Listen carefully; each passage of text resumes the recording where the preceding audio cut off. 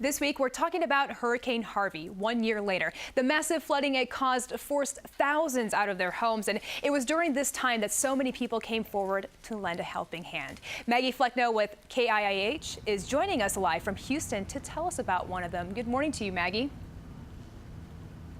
Good morning, Laura. So great to be with you guys again. And so many heroes have emerged from the floodwaters, including one woman who knows all too well what it is like to lose everything after Hurricane Katrina. A year ago, this Houston woman and her husband and 5 children were navigating floodwaters. Now, Jennifer McKnight is still navigating, but through a different kind of maze, dealing with FEMA and lots of government red tape. The McKnight family first moved to Houston after Hurricane Katrina's floodwaters ravaged New Orleans. Yet they believed their new home couldn't possibly flood. 9 years later, Harvey changed that. And the end result would be essentially the same thing that happened to us in Katrina. But one thing from Katrina came in very handy here. My FEMA paperwork from Katrina.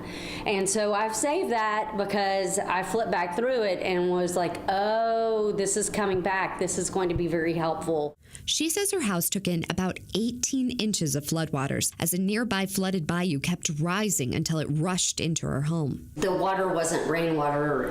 There's a sewage plant on the bayou that ended up flooding, and so we were really wading and walking through sewage. As with so many flooded Houstonians, Harvey caught everyone off guard. Not because the McKnights weren't prepared for a bad storm, but because where they lived, they had never flooded. But floodwaters 6 feet deep ravaged the entire neighborhood. All the cars parked on the street ended up underwater, and the boats that were rescuing people ended up, their propellers would hit the roofs of the SUVs. Today she's helping fellow families and neighbors after their FEMA money runs out.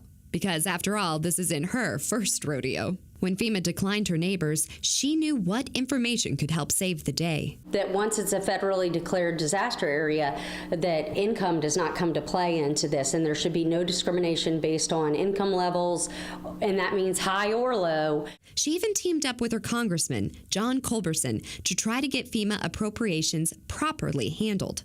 It's a fight still going on today. People are substantially financially impacted, whether you have insurance or not. But just like during the storm, neighbor helping neighbor, somehow they'll get through it together. And there's still a lot of people needing to get through it together. 1 year after Harvey, a reported 40% of impacted residents are still struggling to rebuild. Now, FEMA reports they put nearly $14 billion in survivors' pockets, and that more is on the way. But as you can see, many storm victims are still in search of help and healing. Luckily, they can lean on others to stay Houston strong.